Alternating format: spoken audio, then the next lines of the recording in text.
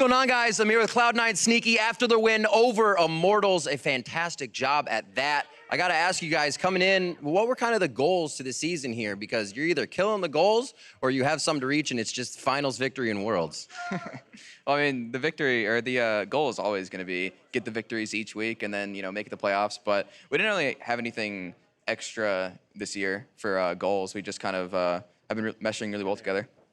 Awesome. Rainover coming into the team, obviously Reapered a little bit last year with the coaching staff and whatnot. It seems to have done quite a bit. What personally do you feel that kind of coaching staff has done for you, if anything, coming out here, or are you just the same old Sneaky?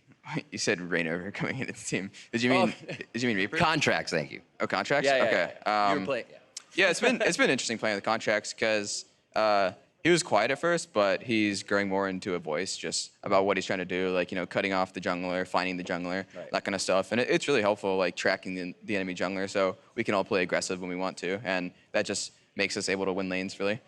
Awesome. And looking at, was it expected now, FlyQuest in the LCS? Did you expect your old teammates to be doing so well?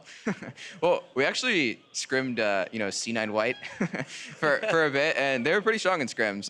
They had super strong teamwork, which, I was always with High, so yeah, I didn't really experience playing inside, but now I get to, and it's very interesting because they're always in really random spots together, like, there's no one on the map, and they're all entirely in the same bush, and one guy walks up, oh, you're dead, goodbye. So we'll see. I think we play them in a few weeks, so maybe we'll continue our records to be flawless until then. All right, we'll have to see. Final question, Counter Logic Gaming tomorrow. They've been up and down. How are you feeling about that matchup? Bot lane as well. Sticks to Aframu have been looking pretty good for the team. I think we should be able to do fine.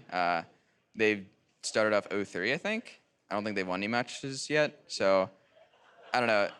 CLG is always in a weird shape beginning of the split, so maybe they'll start picking it up later in the weeks. All right, we'll have to see. Cloud9 Sneaky as they take out Immortals. Cloud9 over Immortals, you hear it here. We're going to throw it down to the analyst desk to break that one down.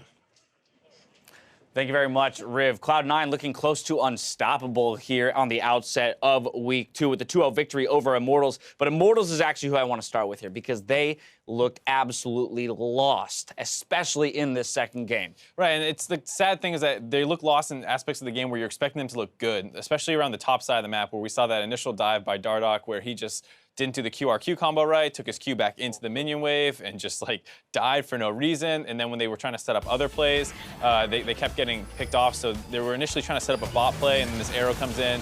They start dying mid. Pobelter looks like he's going to TP into that, and then they say, all right, forget the TP there. Let's go with the bottom play. And then this doesn't work out. Impact manages to get to his team, which is collapsing from the mid play. Yep. And it just seems like they're all over the place without any clear direction on what they want to do, both in game and often in the draft as well. Yeah. There's not too many bright spots when you're looking at Immortals right now. Overcommitting to the chase here ends up getting turned on them. You mentioned earlier the topside visitation from Dardoch with the attempted dive and ultimate death. But then this fight here, again, showcases to me some lack of communication and understanding as an entire team for Immortals because this was their best opportunity to turn this game around, and it does not happen. Right, I mean, the carries of C9 tend to get very low over the course of this fight. We see Cody-san manages to hit a couple nice Qs, but then they seem to lack that killer instinct that you need to really go in and turn a fight around when you're losing the game. Cody-san has both flash and heal. If there's a fight you're gonna win, it's this one, when both Jensen and Sneaky are below 50% health, as well as contracts, and you've got a full health Maokai as your frontliner. You have to be more aggressive. Right, I mean, you can sit here hitting impacts all day, but that's not going to win you the game. Right. And they need to go and actually kill the backline somehow. If you need to flash Q and hope it hits on Sneaky and he doesn't flash it or hit his heal, that's fine. Because you're losing the game and you can't keep waiting for these team fights. Because as we see what happens, eventually C9 works themselves into a position to be able to turn around and win this fight even harder. And it's so hard to know exactly what the right move is in that situation, but the fact that he did have the flash heal up, the fact that Sneaky was really low in that fight, I believe they had vision just on the backside there. I'm pretty sure he saw it because he shot the arrow right at it. If you need a flash in range to get that a little closer, I think it's worth going for because Syndra had no ult. And all this does is illustrate to me the fact that there must be just a serious lack of communication. Because whether or not, if there was enough communication to say, let's just not fight, then that'd be fine too. I'd be okay with Immortals backing out of there and saying, all right, let's not overchase this.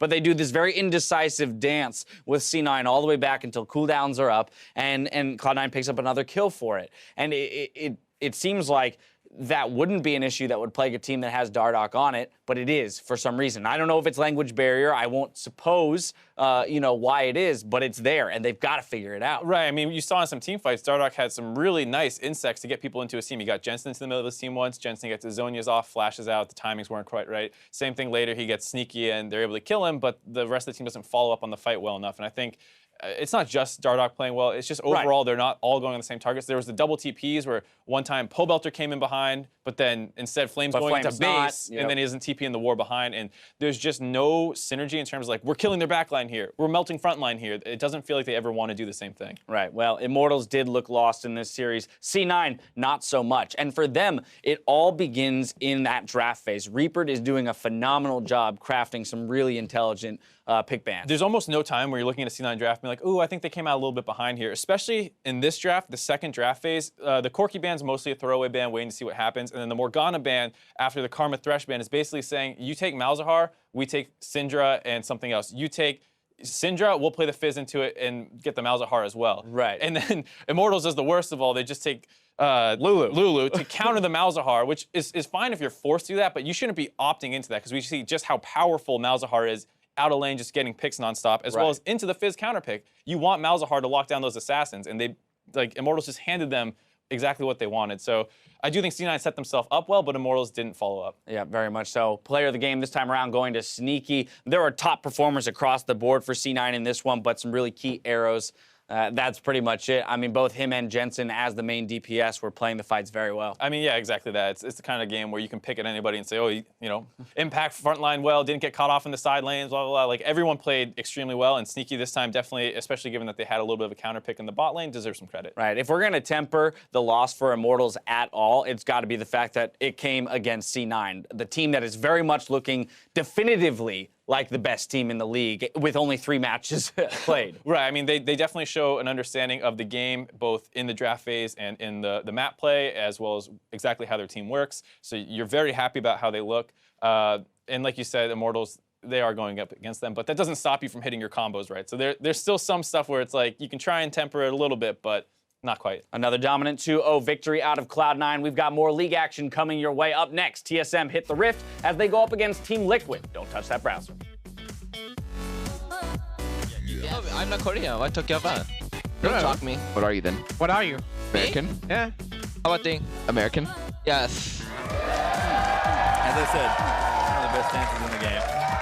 The dive here. Impact does have it ultimate. He's going to commit it now, but he's taking too much damage already. He comes to the Colossus. He's going to block. He's trying to get Flame in from under the turret. Dardoch still looking in. Needs more damage, but they can't kill him. Dardoch. Oh, trying to make a play. First blood for Impact, though. Maybe I'm dead. Oh shit. Lee Sin's 1 HP. Lee Sin's 1 HP. It's only Maokai. You go. Only Maokai. You fight. Kill. Yeah. Nice. Oh shit. Careful, careful, careful. But Impact's tying everybody else up. Pobelter caught by the mouse. It's going to go down to Sneaky. Dardoch getting left on. There's a double in for the Ash. There's another kill there as Contract jumps on and gets himself 1. And Flame against everybody else is going to fall down. Sneaky gets a triple. And C9 going to surge in for the win.